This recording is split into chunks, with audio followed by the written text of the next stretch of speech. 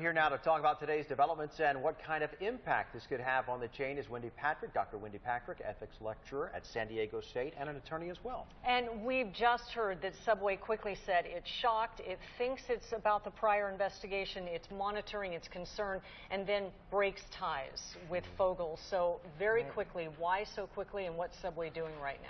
Well, it's brand management is what we're seeing, and the raid just happened, and the first statement you saw that the company made was that they thought it was related to the executive director of Jared Foundation, but then they also tweeted that this is a mutually agreed suspension. And in fact, I looked on their site right before I came in to tell you, in fact, if it had been scrubbed, and it had. The only mention of Jared, who has been the face of Subway for the last 15 years, beloved Jared, who lost 245 pounds on the Subway diet. Everyone associates those two together.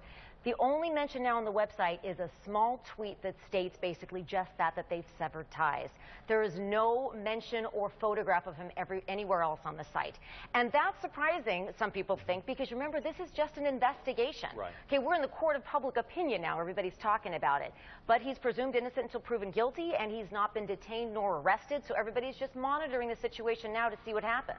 So what do they do now? You mentioned going forward, this is their brand. When you mention Subway, you think of Jared Fogel. So what do they do to get out of this? Well, it's a good question because, you know, even Jared gave an interview a couple of years ago, talks about being on the lawn of the White House, and then President Bush turning to his wife and saying, look, it's Jared from Subway. So because he is the very public face, Subway has done what they needed to do. They have not fired him. They've not said that they've terminated their relationship.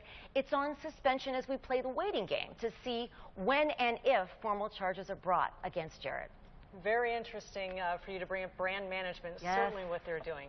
Dr. Wendy Patrick with San Diego State, thanks so much for your time. Thank you for having me. Thank you.